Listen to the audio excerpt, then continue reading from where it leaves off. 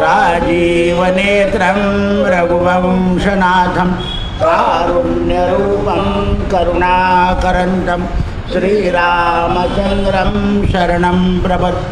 मनोजवं मारुततुल्यवेगं जितेन्द्रियं बुद्धिमतां वातात्मजं वानरयूथमुख्यं श्रीरामदूतं शरणं प्रपद्ये। कृष्णाय वासुदेवाय हरये परमात्मने प्रणतक्लेशनाशाय गोविन्दाय गोविन्दाय गोविन्दाय। अत्रिपुत्रो महातेजो दत्तात्रेय महामुनि तस्य स्मरणमात्रेण सर्वपापप्रमुच्यते सर्वपापप्रमुच्यते वाराणस्यां भैरवदेव संसारभयनाशनम् अनेकजन्मकृतं पापं दर्शनेन विनश्यन्ति दर्शनेन विनश्यन्ति दर्शनेन।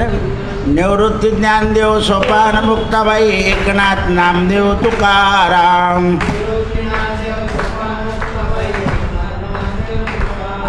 निवृत्ती ज्ञानदेव सोपानमुक्ताबाई एकनाथ नामदेव तुकाराम। कुंडली वरदा हरी विठ्ठल श्री ज्ञानदेव तुकाराम। गोपाल कृष्ण भगवान की जय।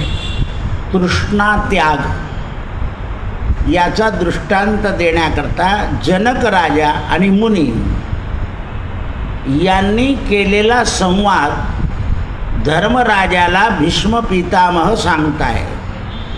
धर्मराजा काय प्रश्न विचारतो ते बघा।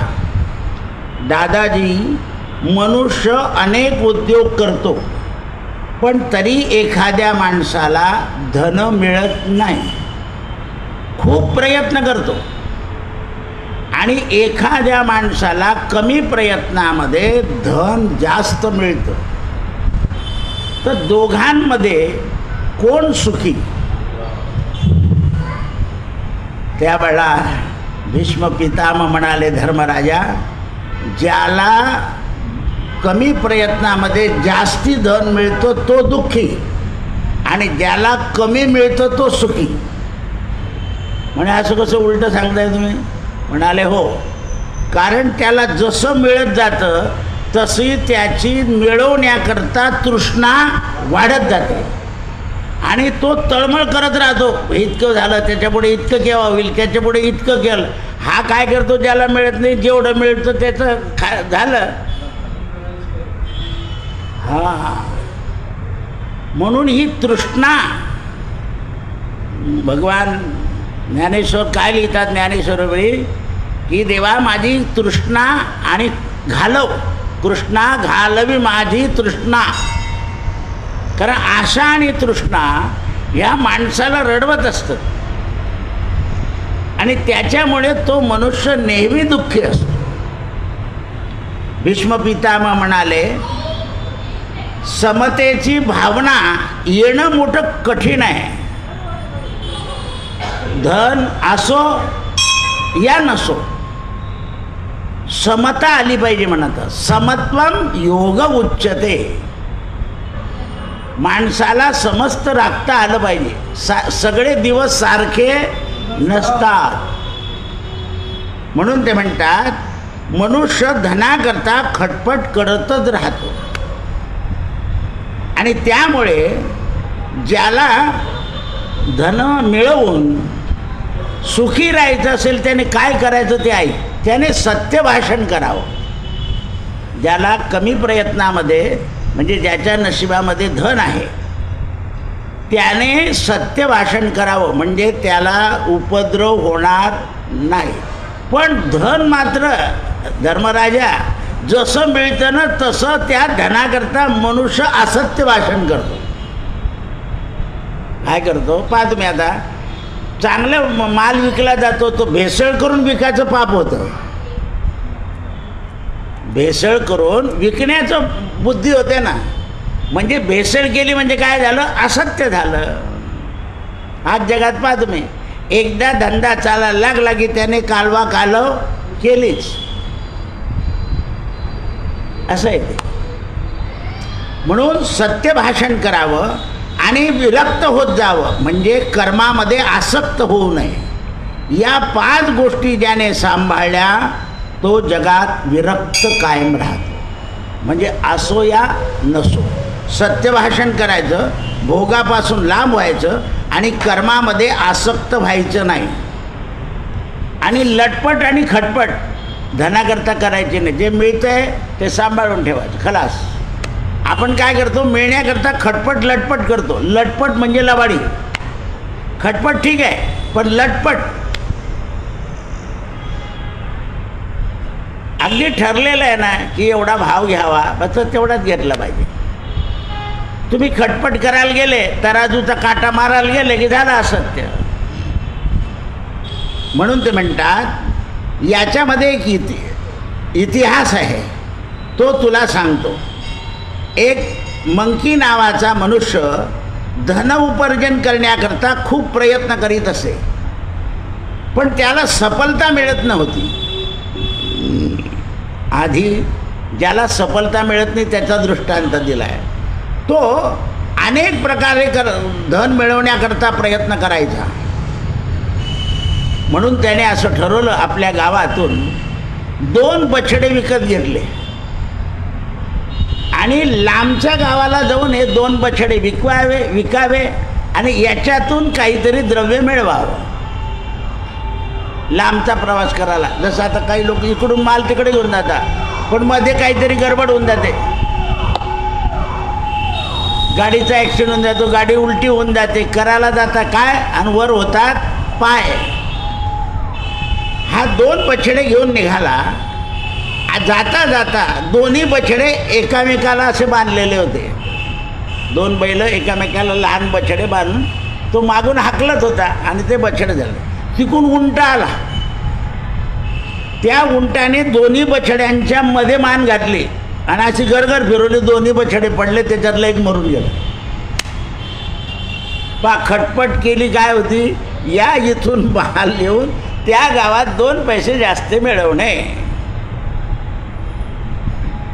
म्हणून व्यापारामध्ये नेहमी सत्यता राहण्याकरता 3 गोष्टी सांगितल्या व्यापाऱ्याला. शुभ शब्द लिहायचा, त्याच्या पुढे लाभ लिहायचा आणि त्याच्या खाली स्वस्तिक काढायची. स्वस्तिक हे लाभाचं चिन्ह आहे, पण ती स्वस्तिकेचं प्रमाण आहे.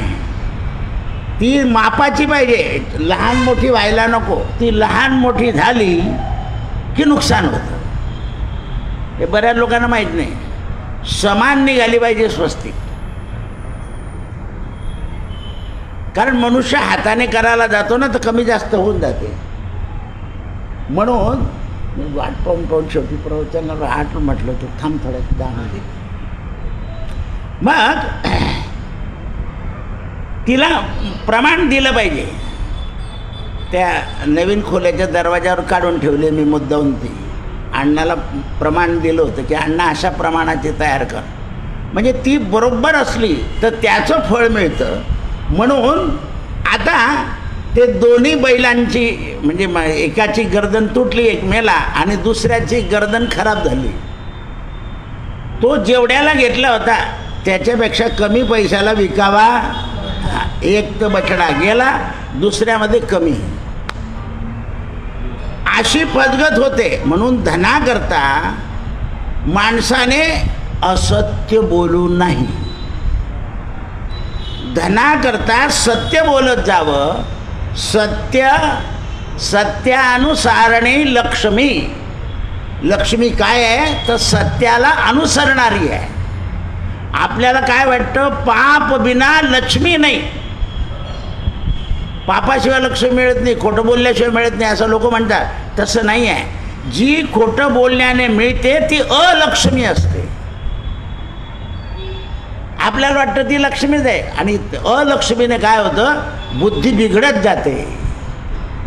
बुद्धी बिघडली की सर्वनाश आहे. बुद्धी बिघडली, बुद्धिनाशाय निर्धनम. बुद्धी बिघडली म्हणजे मनुष्य निर्धन होतो, हा सिद्धांत समजला पाहिजे. त्यावेळेस माणसाचा पुरुषार्थ हा दैवाच्या अधीन आहे. म्हणून माणसाला दैव जसं जसं अनुकूल होत जातं तसं तसं सत्य भाषण स्वीकारलं पाहिजे. माणसाचं दिवसेंदिवस अशी बुद्धी होते, जसं जसं दैव अनुकूल होतं तसं तसं मनुष्य खोटं बोलतो. कारण आणखीन मिळवलं पाहिजे, आणखीन मिळवलं पाहिजे, आणखीन मिळवलं पाहिजे. का? तर त्याचं कारण आहे. आता ताक साधी गोष्ट आहे. तुम्ही 30 रुपये लिटर घेताय ना, मग कमी असलं तर पाणी घ्यायला टाकता. कम जेवढं आहे तेवढंच द्या, नाटून तो टाकून देऊन पाणी, त्याला काय समजताय? चालला हां असं आहे. आणि मग काय होतं, एक दिवशी ते म्हैस धुवायला जातो, धक्का लागतो, सगळं 5 लिटर दूध सांडून जातं. हे असं आहे ते धन. असं धनाची गोष्टच अशी आहे. म्हणून मनुष्य हा कामनेचा दास होतो. भागवतामध्ये शुकदेव राजा परीक्षिताला सांगतात की राजा परीक्षिता, समस्त कामनांचा जो त्याग करतो तो सुखी आहे. बघ म्हणे, मला कामना नाही आणि आता तू मरणाच्या भयानं सगळं सोडून आलाय, तूही कामना सोडली आहे म्हणून तूही आता सुखी आहे, मस्त बसला आहे गंगेच्या किनाऱ्यावर. मरण येणार आहे हे तुला माहिती आहे, सर्प चावणार आहे आणि त्याच्याने तू मरणार आहे, पण आता तुझ्या डोक्यात काही राहिलं का? तर तुला मी भगवंताची कथामृत सांगत असल्यामुळं तुला एक गोष्ट कळेल की तू देह आहे का आत्मा आहे. आणि ज्या वेळेला तुला तू आत्मा आहे असं कळून जाईल तेव्हा या देहाची तुला चिंता उरणार नाही. म्हणजेच तू त्याग केल्यामुळे शांती होशील. म्हणून मनुष्याने कर्म वासना आणि वासना ह्या 2 प्रकार आहे. कर्माची वासना चांगली आहे किंवा मी जगात काम केलं पाहिजे, मला कामाला मिळेल, कर्मवासना. कर्मामध्ये खोटं कर्म करून द्रव्य मिळवण्याची केली ती दास वासना झाली आणि त्याच्याने मात्र माणसाची दैना होते. उदाहरण, राजा, तुला ते ऋषी ध्यानाला बसले माहिती होतं, पण तुला त्या दिवशी किती चीड आली. आमच्याकडे आले की आम्ही यांची पूजा अर्चा करतो, यांची सोय करता आणि हे नुसतं पाणी प्या असं म्हणत नाही. त्यामुळे तू ऋषीच्या गळ्यामध्ये चेष्टा करून मेलेला साप टाकला. आता ते विधी लिखित होतं, तू असं केलं की तुला श्राप मिळणार. मग काही काही वेळा जे विधी लिखित आहे ते टाळता येत नाही. तू धर्मराजाचा नातू, भगवान कृष्णाने तुझं गर्भामध्ये रक्षण केलं, अशा माणसाला सुद्धा दुसऱ्याची टिंगल करायची बुद्धी व्हावी म्हणजे काय झालं? काय झालं? म्हणून त्यावेळेस हे राजा, अर्थवासना ही बकऱ्याप्रमाणे असते. बकरीचं आणि बकऱ्याचं जसं नेहमी पोट भरत नाही तो बकर बकर चालूच ठेवतो, लेंड्या टाकतच राहतो, तसं आहे ते. तुला त्या ज्या गोष्टी आहे त्याचे ते तत्व सांगतो. विषय वासना आणि अर्थवासना बकऱ्याप्रमाणे आहे आणि मनुष्य वारंवार धनसंचय करतो आणि ते धनसंचय आपल्यासमोर आपले मुलं उडवून टाकतात. आपण म्हणतो, पा रे मी काय काय केलं रे, मग कवडी कवडी जमवली तुम्ही एकदम सगळे करून टाकले. कर्मवासना, तू असत कर्म केलंय त्यामुळे त्या द्रव्यामुळे त्या मुलांना असत कर्म करायची प्रवृत्ती झाली. म्हणून आता अर्थामुळे मनुष्य लुलुप्त होतो आणि अर्थामुळे म्हणजे द्रव्यामुळे त्याला तुझं आणि माझं कळायला लागतं. घरात सगळे राहतात पण माझं तुझं हे जेव्हा वाढतं तेव्हा समजून घ्यावं कुठून तरी अर्थ. आता राजा परीक्षिताची बुद्धी बिघडली कशी? तर भौमासुराचा जो सोन्याचा मुकुट होता तो हिशोबात लिहिलेला नव्हता तो याने डोक्यात घातला आणि त्याची बुद्धी बिघडली. म्हणजे खोटं धन जे आहे ते बुद्धी बिघडवतं. बुद्धी बिघडतेच. त्यावेळेला राजा तू निश्चित कर, जसं मनुष्य खोटं बोलतं तसं त्याचं हृदय व्रजासारखं कडक होतं. कारण हृदय मुळात कसं आहे, लवचिक आहे. असं करत राहतं ते कडक होतं. आणि एक दिवशी कडक झालं की त्या नसेपासून तुटतं. हार्ट अटॅक आला आणि गेला. काही लोक म्हणतात तो मृत्यू चांगला आहे असं म्हणतात लोक, कारण यातना होत नाही, पण वासना राहून जाते आणि पुढे यातना भोगावी लागते. म्हणून 1-2 दिवस आजारीच पाहिजे मनुष्य जाताना, म्हणजे त्याला ती सावधता येते. त्याच्यामध्ये सावधता येत नाही. म्हणून तो म्हणतो अनार्थाने व्याप्त होऊन त्याचे विभाग होऊन जातात. म्हणून माणसाच्या मनात संकल्प उत्पन्न होतात आणि संकल्प उत्पन्न झालं की चांगलं आणि वाईट याचं मिश्रण करून टाकतो मनुष्य. म्हणजेच काय करतो, भेसळ. मिश्रण केलं की मग आणखीन पाप दुणं होतं आणि पाप दुणं झालं की मग माणसाला त्या धनापासून चिंता, शोक, भय वाढत जातं. कसं होईल याचं, कोण सांभाळेल, कसं काय होईल यांचं चिंता येते त्याला.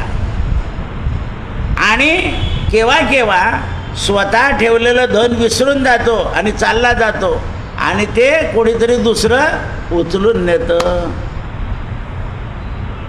असं हे धनाचं प्रकार आहे.